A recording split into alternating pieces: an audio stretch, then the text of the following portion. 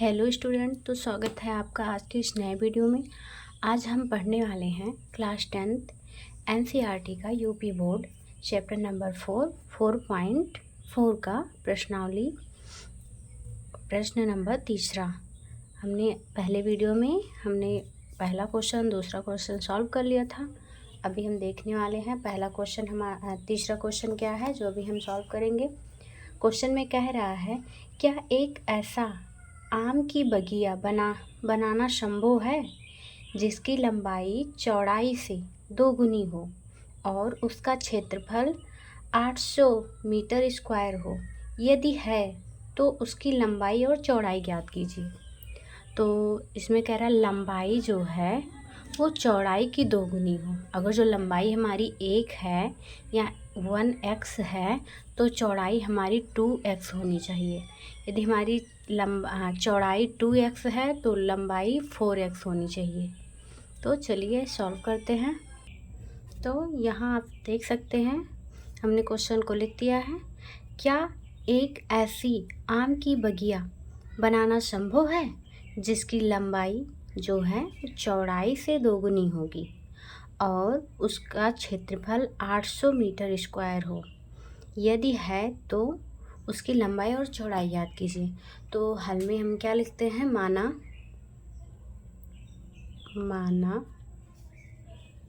कि चौड़ाई मानेंगे तभी तो चौड़ाई की 2 गुनी करेंगे।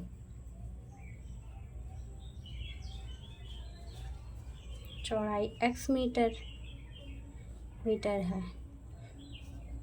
इसलिए लंबाई क्या हो जाएगी, जो चौड़ाई की 2 गुनी है। 2 यहाँ पे चौड़ाई और चौड़ाई क्या है, चौड़ाई हमने x माना है तो 2x हो गया। अब खेत है तो वो आयताकार ही होगा, क्योंकि यहाँ पे मतलब वैसे तो वर्गाकार होता है लेकिन यहाँ बोल दिया है कि जो चौड़ाई है वो छोटी है और लंबाई 2 गुनी है तो ये आयताकार ही होगा। तो यहाँ हम लिखेंगे क्षेत्रफल, इसका आयत का क्षेत्रफल क्या होगा, लंबाई गुणे चौड़ाई। लंबाई गुणे चौड़ाई तो क्या हो गया, लंबाई क्या है हमारी 2x है, मल्टीप्लाई चौड़ाई क्या है x, क्या आ गया 2x स्क्वायर। ये हमको मिल गया, क्षेत्रफल हमको मिल गया मीटर स्क्वायर। ये हमारा हो गया क्षेत्रफल। अब और हमको यहाँ पे एक क्षेत्रफल दिया गया है, मतलब ये जो हमने माना लंबाई चौड़ाई मान के किया उसका क्षेत्रफल 2x स्क्वायर मीटर स्क्वायर, और ये जो हमको दिया गया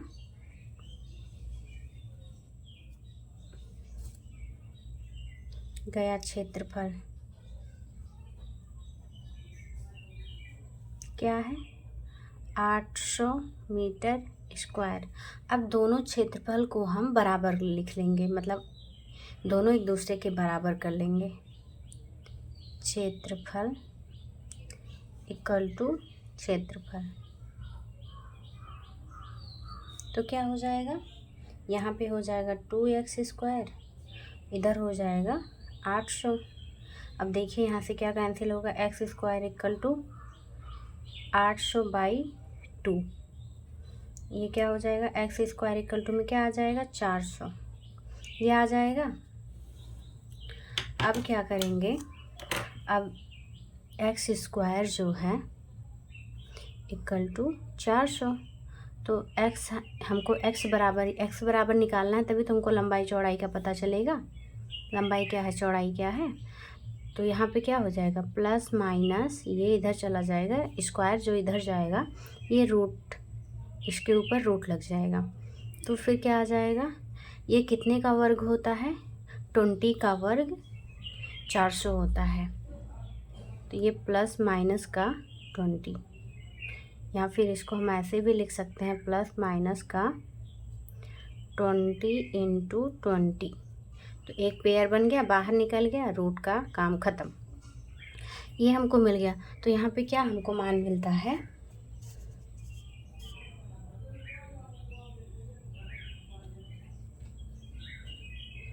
एक मिलेगा x इक्वल टू 20 और दूसरा मिलेगा x इक्वल टू -20, जो कि किसी भी चीज़ की मतलब खेत हो, आयत हो, वर्ग है, वृत्त है, किसी की जो लंबाई या चौड़ाई जो होती है, यहाँ पे चौड़ाई में हमने माना था x, तो ये x का ही मान होगा, ऋणात्मक नहीं होती। तो यहाँ पे लिख देंगे संभव नहीं है, और यहाँ पे लिख देंगे चूँकि जो चौड़ाई होती है, चौड़ाई या लंबाई कुछ भी, लेकिन चौड़ाई लंबाई कोई भी चीज़ हो, लेकिन यहाँ हमने जो माना कि चौड़ाई x है, तो यहाँ पे हम चौड़ाई लिखेंगे। चौड़ाई ऋणात्मक नहीं होती,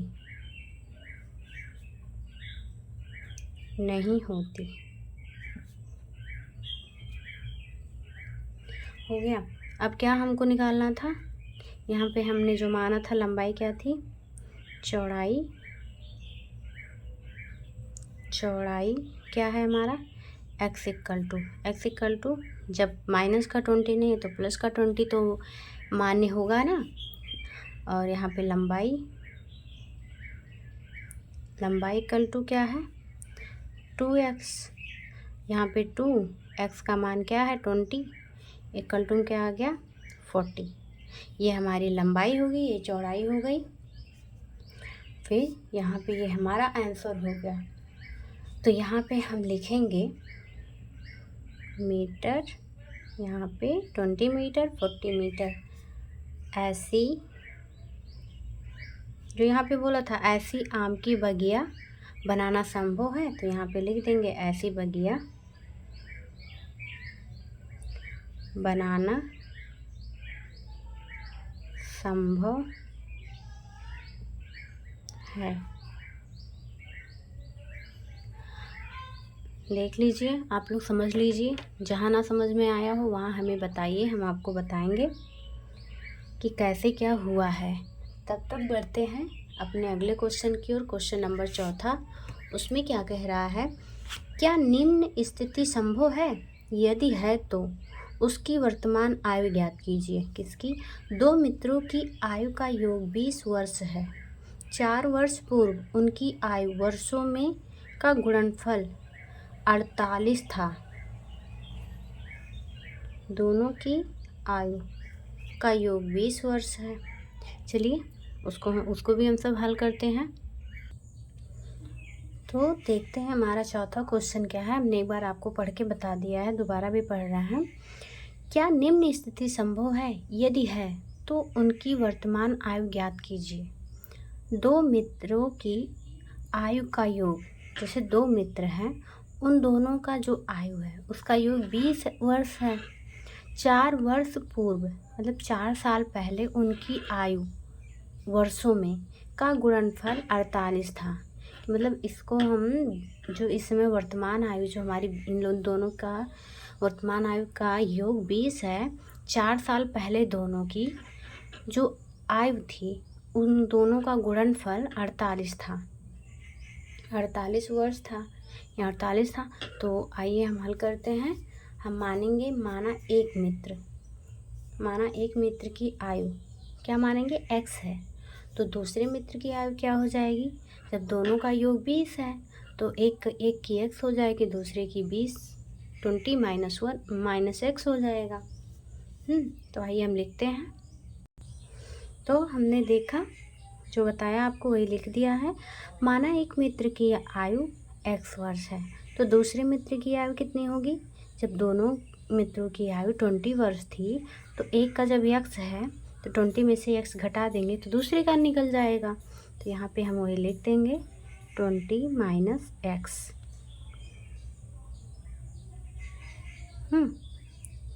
ये तो हमारा क्वेश्चन में दिया हुआ है कि 20 वर्ष है। फिर यहाँ है 4 वर्ष पूर्व उनकी आयु, तो यहाँ 4 वर्ष पूर्व एक मित्र की आयु, तो यहाँ हम लिखेंगे 4 वर्ष पूर्व एक मित्र की आयु पूर्व यानी पहले, यहाँ भी माइनस किया जाएगा। वो ये जो हमने माना था कि इस समय थी x और 4 वर्ष पहले, तो इस समय से हम 4 वर्ष माइनस कर देंगे।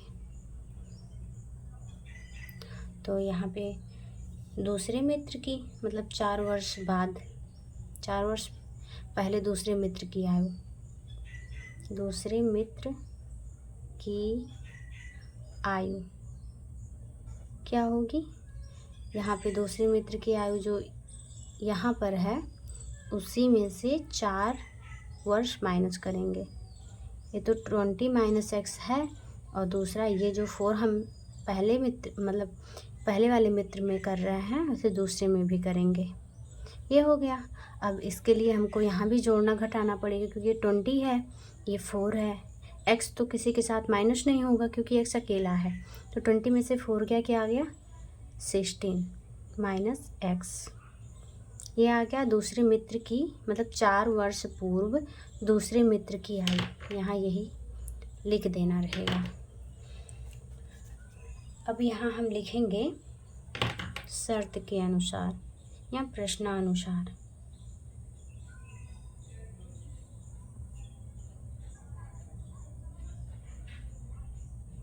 शर्त के अनुसार का मतलब जो यहाँ पे कह रहा है उन 4 वर्ष पूर्व उनकी आयु वर्षों में तो हो गई, यहाँ पर वर्षों में हो गई, का गुणनफल 48 था। तो अब हम 4 वर्ष बाद जो हमको उन लोग का वर्ष मिला है उन लोग का गुणनफल कराएंगे और इक्वल टू में 48 रखेंगे। तो यहाँ पे हो जाएगा x - 4 multiply 16 - x equal to में क्या रखना है? 48। दोनों का गुणनफल 48। अब क्या होगा? अब यहाँ पे हम सॉल्व करेंगे। इसको क्या करना है?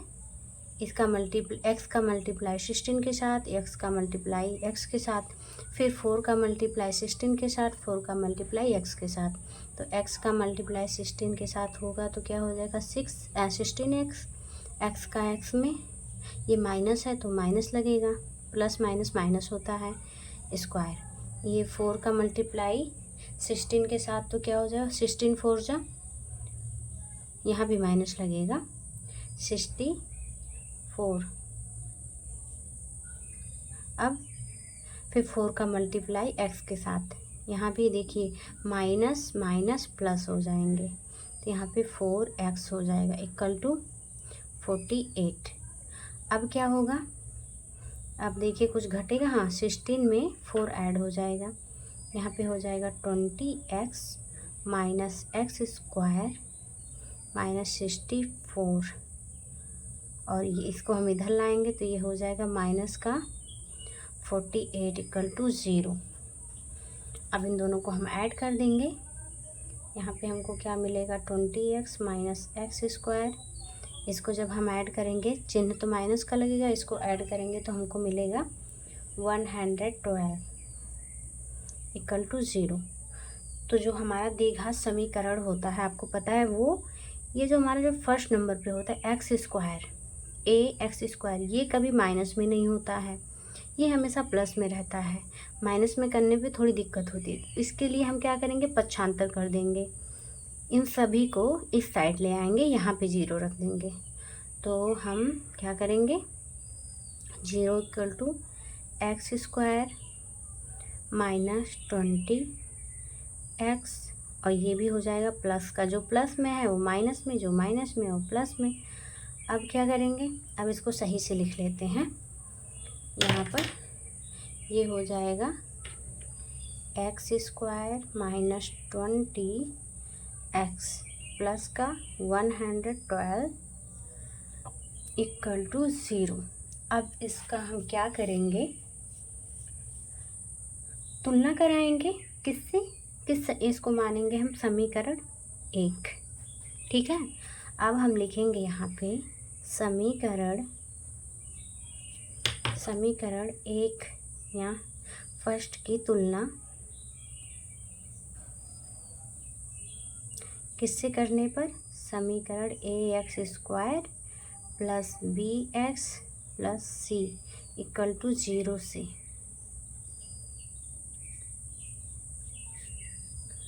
करने पर तो हमको क्या मिलेगा? यहाँ पर जो मिलेगा हम लिखेंगे। यहाँ पर हमको a इक्वल टू में क्या मिलेगा? 1, b इक्वल टू में क्या मिलेगा?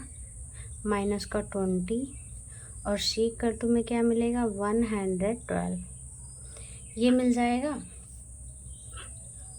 उसके बाद हम क्या निकालेंगे? d, जो हमने बाकी प्रश्नों में निकाला था।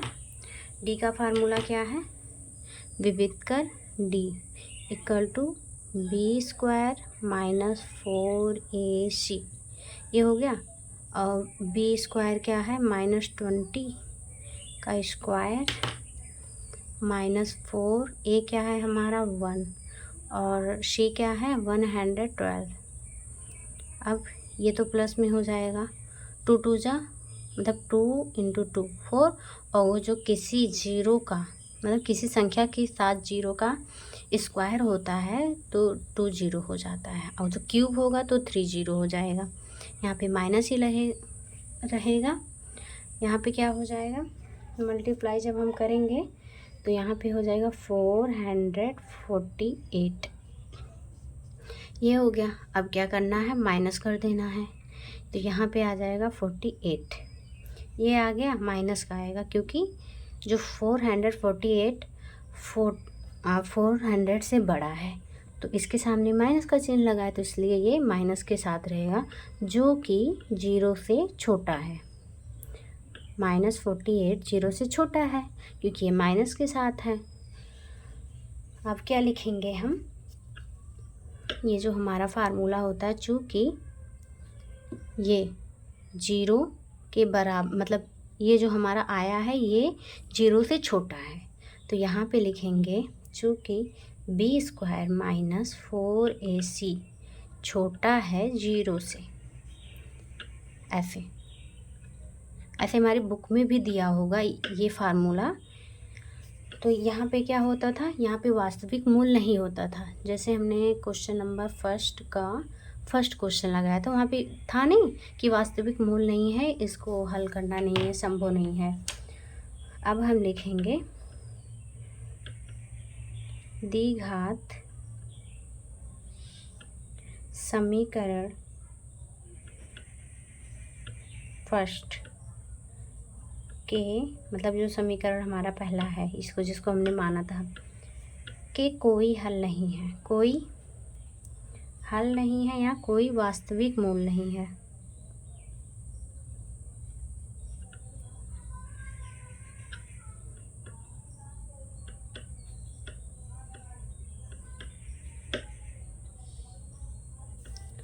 अतः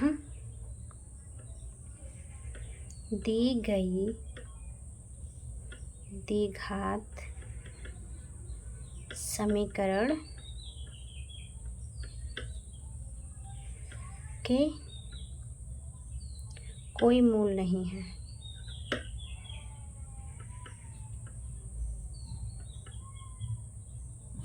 यहाँ पे लिखेंगे ऐसी स्थिति संभव नहीं है। यहाँ जो पूछा था निम्न स्थिति संभव है, तो यहाँ हम लिख देंगे ऐसी स्थिति संभव नहीं है।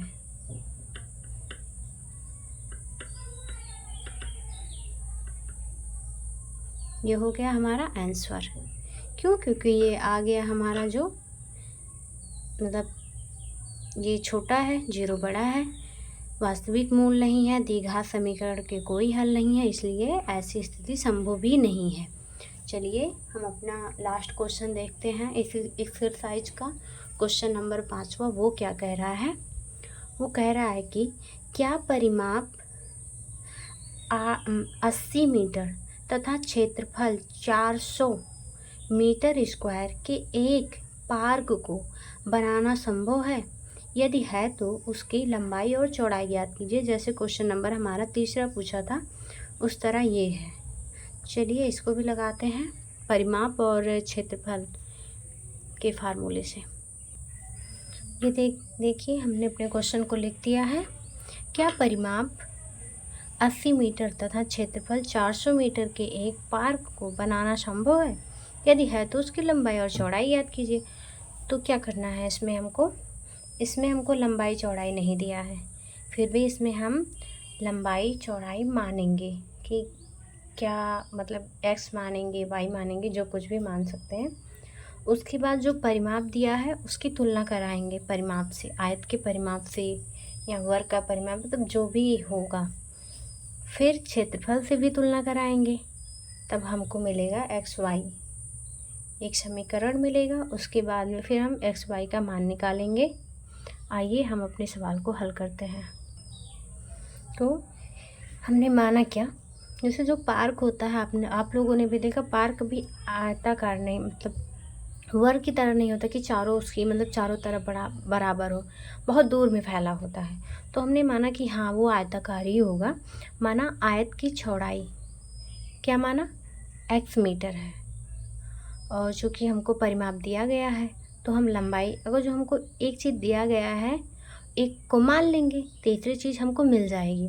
तो हमने माना आयत की चौड़ाई x मीटर है, आयत का परिमाप क्या दिया है 80 मीटर दिया गया है। तो यहाँ आयत का परिमाप हम लिखेंगे 80 मीटर, 80 मीटर इक्वल टू 2। यहाँ पे हम लंबाई को L मान लेते हैं और चौड़ाई क्या है हमारी x है यहाँ। और फिर क्या होगा, ये देखिए यहाँ से 2 से ये कैंसिल हो जाएगा, तो क्या बचेगा 40 मीटर इक्वल टू यहाँ पे क्या बच जाएगा L प्लस x। और हमको क्या चाहिए, हमको L निकालना है, क्योंकि मेरे पास चौड़ाई आ गई है और हमको लंबाई निकालनी है। तो हम क्या करेंगे, लंबाई को यहीं पे रहने देंगे, x को इधर भेज देंगे। तो क्या हो जाएगा, ये हो जाएगा 40 माइनस इधर जाएगा x, माइनस का x हो जाएगा। तो हमें क्या मिल गई, लंबाई equal to 40 minus x metre. ये हो गया, हमको लंबाई मिल गई। अब क्या चाहिए हमको, आयत का क्षेत्रफल। अब क्षेत्रफल भी हमको दिया गया है और हमको लंबाई चौड़ाई भी मिल गई। तो यहाँ पे हम फार्मूला लिखते हैं आयत का, क्योंकि क्षेत्रफल का जिक्र भी किया है, तो यहाँ पे हम लिखेंगे आयत का क्षेत्रफल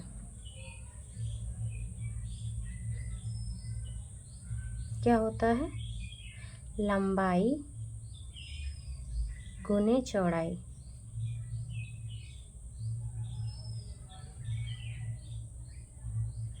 यहाँ पे क्या हो जाएगा, अब यहाँ पे हम लिखेंगे जो हमारा दिया है क्षेत्रफल, आयत का क्षेत्रफल, और यहाँ पे लंबाई हमको मिली है 40 माइनस x, और हमको चौड़ाई क्या मिली है x। अब फिर हम यहाँ पे मल्टीप्लाई कराएंगे x का अंदर कोष्ठक के अंदर, ये जाएगा 40x माइनस एक्स स्क्वायर, ये हो जाएगा वर्ग मीटर। अब क्या होगा, यहाँ से कुछ कैंसिल होगा नहीं, तो इसको हम एक तरफ कर लेते हैं। देखिए यहाँ भी ये जो हमारा है एक्स स्क्वायर जो माइनस में, इसलिए हम इसको इधर लेके आएंगे। तो ये हो जाएगा एक्स स्क्वायर, इसको भी इधर लाएंगे, ये हो जाएगा माइनस का 40x, और ये तो इसी तरफ है, ये प्लस में है, इक्वल टू 0।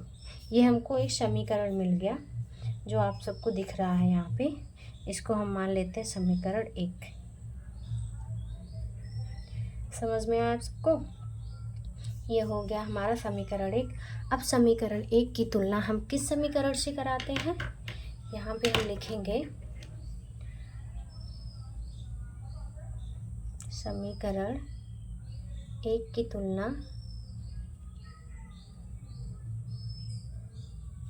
किससे कराते हैं, ax square plus bx minus plus c equal to 0 से।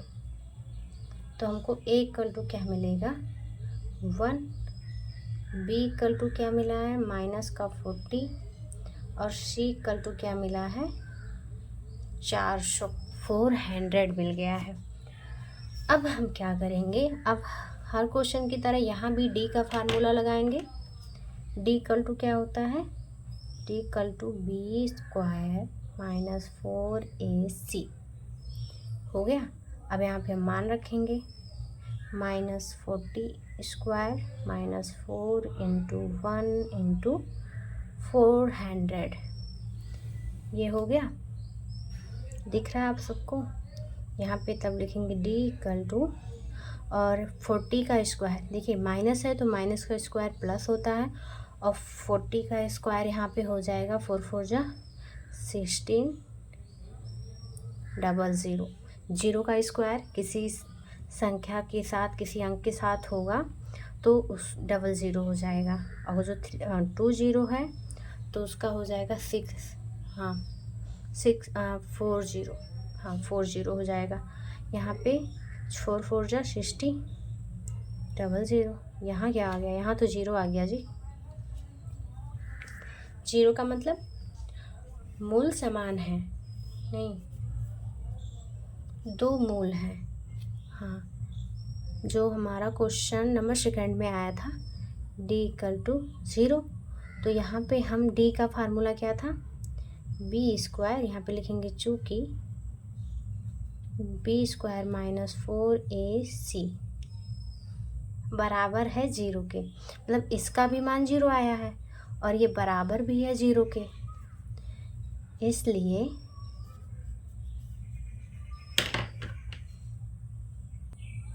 अब यहाँ लिखेंगे इस प्रकार,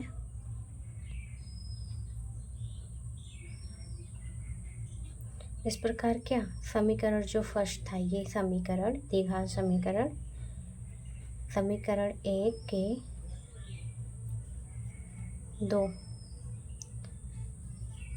दो वास्तविक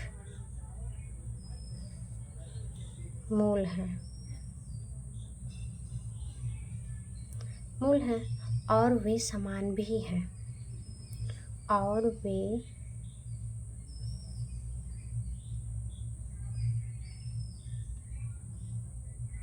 दोनों समान हैं या वही समान है।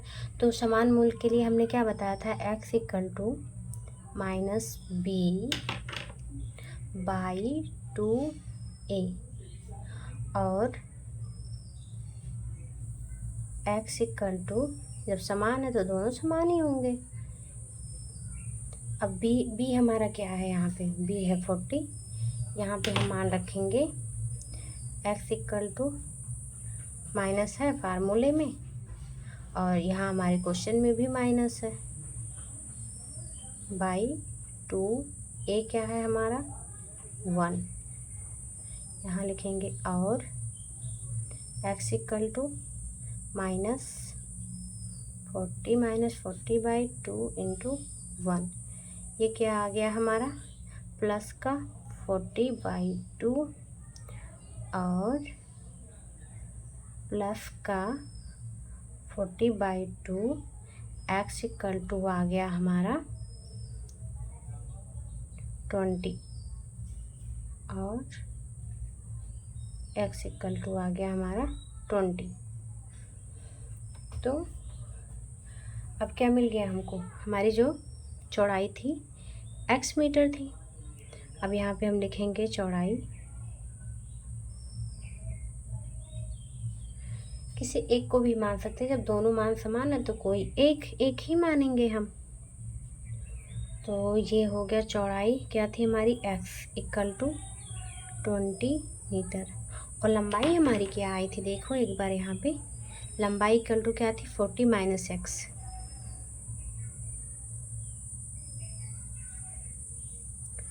40 माइनस x थी। तो x का जो मान है यहाँ पे रखेंगे तो क्या मिलेगा 40 माइनस 20 इक्वल टू में क्या आ गया, तब भी 20 मिला, 20 मीटर।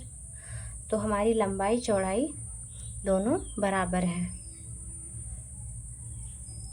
लंबाई इक्वल टू 20 मीटर और चौड़ाई इक्वल टू 20 मीटर। तो देखो यहाँ पे लंबाई और चौड़ाई बराबर कब होती है? जब वो वर्ग होता है। आमने सामने की भुजा बराबर तो आयत में भी होता है। जैसे आयत हमारा ऐसे रहता है, ऐसे, तो ये भुजा आमने सामने भुजा बराबर है। लेकिन जो वर्ग होता है, वर्ग, ये भी बराबर, ये भी बराबर, ये भी। अब जैसे ये, इसको माना चौड़ाई है, ये है लंबाई, ये भी 20, ये भी 20, तो ये इसके सामने की भुजा, ये भी चौड़ाई, ये भी 20, ये भी 20, तो ये जो पार्क है ये एक वर्गाकार है, आयताकार नहीं, वर्गाकार है। कि कैसे हमको पता चला? हमको लंबाई और चौड़ाई से पता चला कि ये पार्क एक वर्गाकार है। तो यही होता है हमारा आंसर। यहीं पे होता है आज का वीडियो हमारा समाप्त। मिलते हैं नेक्स्ट वीडियो में आप सभी से। तब तक के लिए धन्यवाद। और हाँ, हमारी वीडियो को लाइक करें, चैनल को सब्सक्राइब करें, अपने दोस्तों में भी शेयर करें। तब तक के लिए धन्यवाद। Okay, bye bye.